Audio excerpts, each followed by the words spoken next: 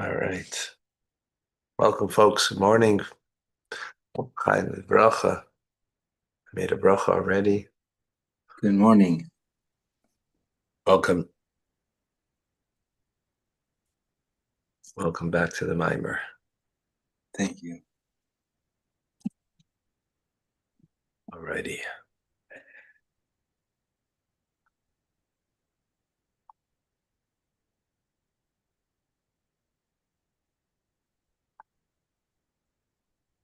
Okay.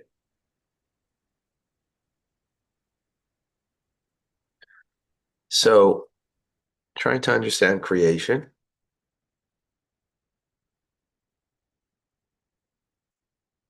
Why creation? Excuse me.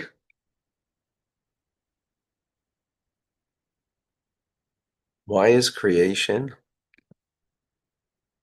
klaluprat, general principle? It then comes into details. So we gave a metaphor yesterday of a teacher teaching students, a master teacher.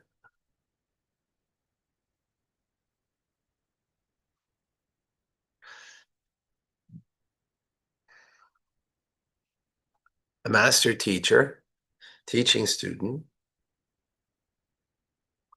that you have to, as our sages say, teach concise, point form, if so to speak, in a way that you give the general principle without all the details, because you will lose the student, or you may lose the student, quite likely lose the student. And the details will come afterwards. The details are hidden in. So even by the teacher has to bring things into a manner that in his mind he sets aside all the details in order that the general principle is there. And in that general principle, in that general teachings, is embedded in it the details that can be, that will come out of it.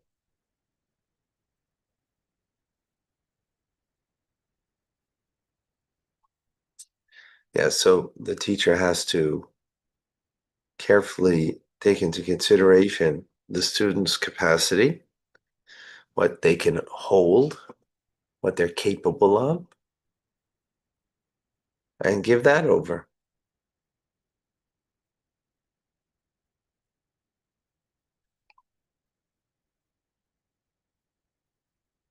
Excuse me. And give that over.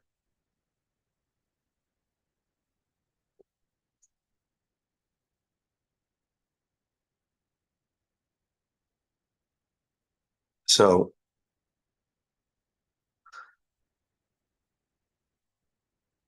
and again, the teacher gives the details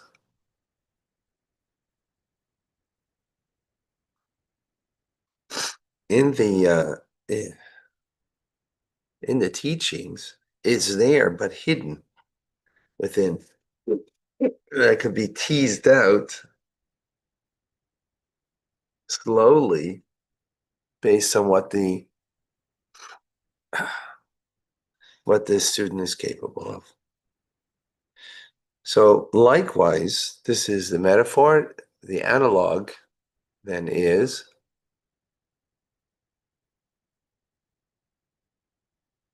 in order to create worlds,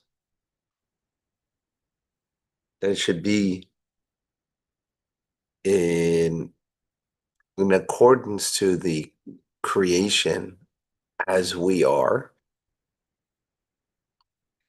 in order that the light of the creator should be able to be internalized. So we need first to have we need to have the manner of klal uprat, the general principle, and then the detail. Why? Because since the worlds are infinitely removed from the Ein Sof, the Or Ein Sof, the infinite light of God.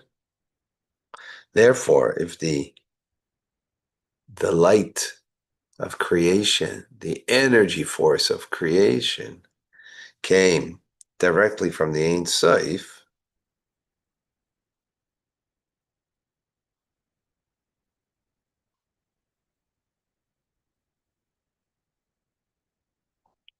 right? What would you have? You'd have infinite details. You'd have infinite details.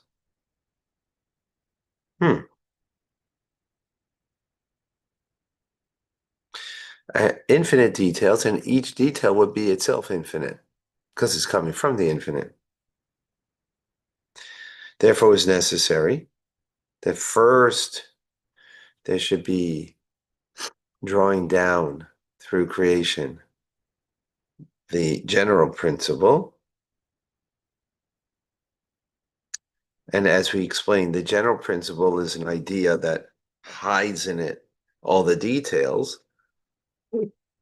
So it can be infinite details. That's fine. The infinite details will, draw itself out. But the necessity is to hide the infinite details, to hide that each detail is itself infinite, and to hide that in the general principle. That was necessary.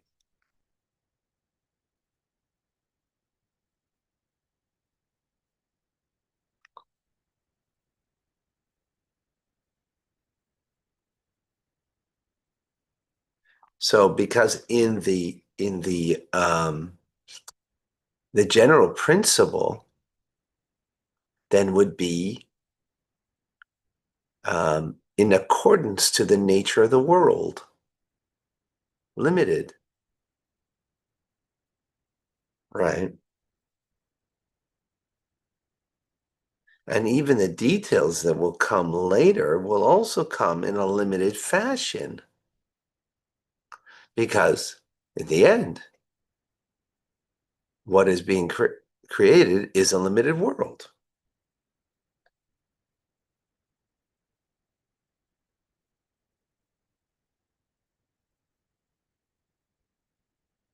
Is that clear?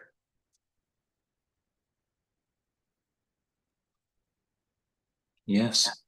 Yes, Okay, it is. thank you.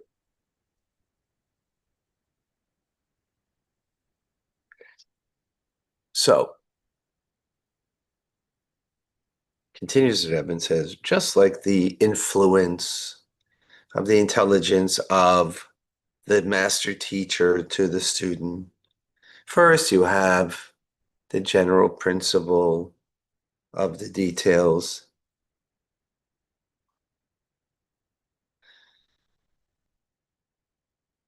And also you have the actual influence that you give the influence, right? In other words, first you have it the way it's in the intelligence of the master teacher.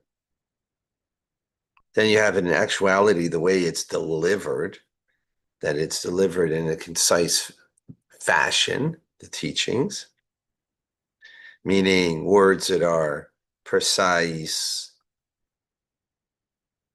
that include in it, the details to be teased out after understanding the general principle,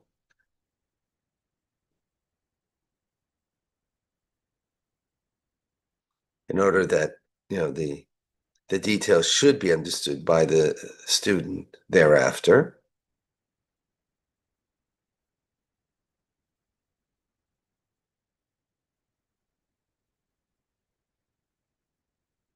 Right. So and similarly, as you said, the way it's drawn down into the intelligence the master teacher in himself, first it needs to be drawn down in a point form. That includes of it all the details that would be teased out and drawn out afterwards, right? In other words, it's got to be that way in the student, not in the teacher, rather, in the master teacher first, right? Before he, in fact, is teaching and giving the influence.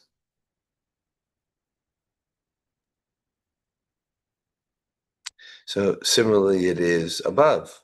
The first, you have the general principle of the details.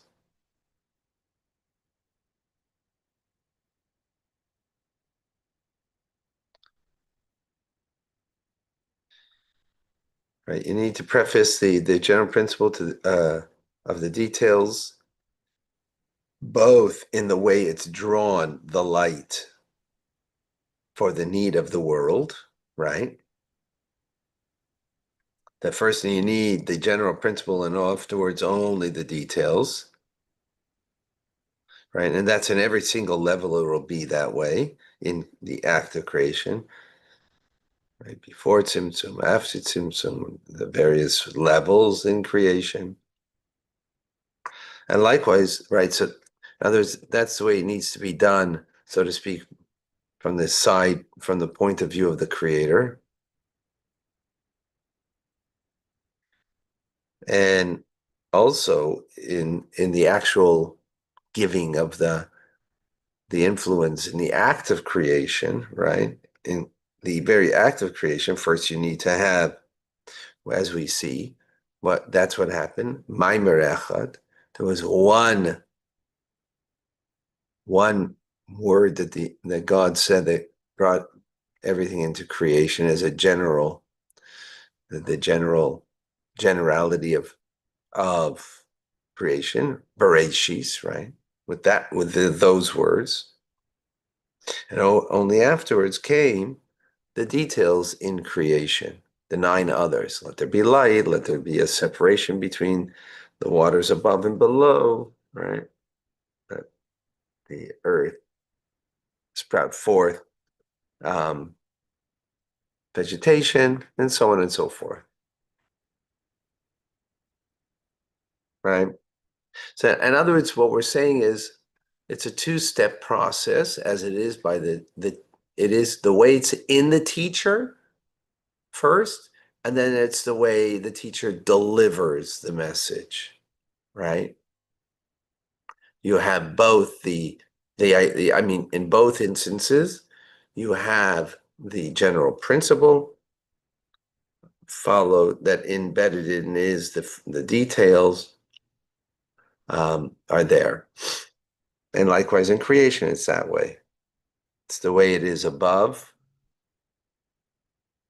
within the creator before the act of creation, and in actuality, when it's delivered, right? We have Bereshis, and then we have the other 9 statements.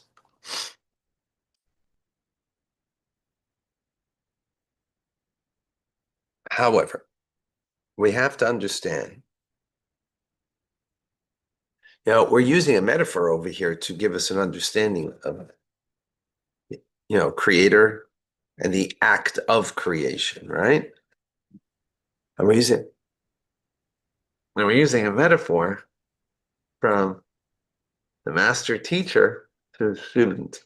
Excuse me. Seems like in the morning, particularly, my spring allergies Oh yeah. are, are out there, not just in general, but in detail. All right. When you just mentioned, Rabbi, there's Bereshit and the 9 steps. Are you talking about the first chapters of Bereshit, how he details each day? Yes. Okay, Yeah, as I mentioned, let there be light. that's right. It was on the first day. On the third day, the second day was separation between the waters above and the waters below, right? That's just That was another statement. On the third day, it says, "Let the earth um, spring forth vegetation." Right? That's another one. Yeah, exactly. If you go through Genesis and Bereshit, you'll see that. So so we have a metaphor, and we use a metaphor because for us to understand the Creator, without metaphor, we're going to have challenges. So we have metaphor, but it seems to be the metaphor and that which you are using it for. They're not really properly. They're not similar. How so? In the metaphor, you have the master teacher whose intelligence is beyond um, the framework of the student, right? The intelligence as he is for himself is it's way beyond that student, right?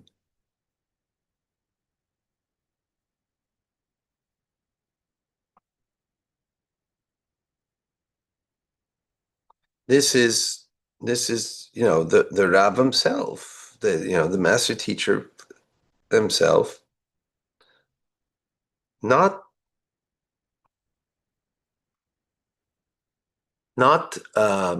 the way he's delivering, but just in and of himself, he's way beyond the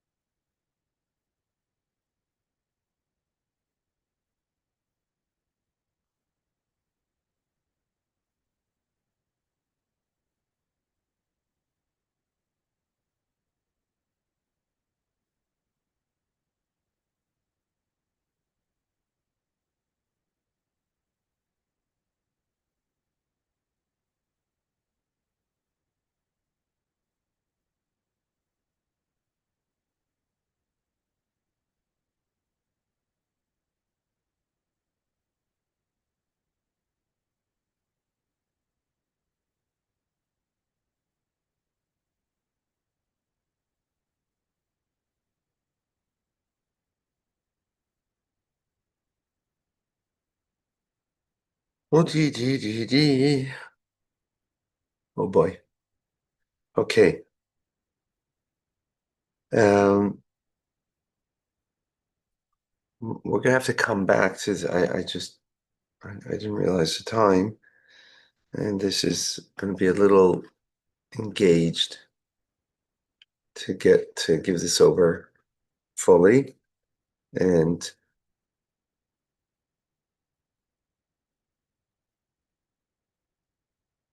so we'll continue. Sorry, but to be continued. To be continued. All right, Thank you. thank you.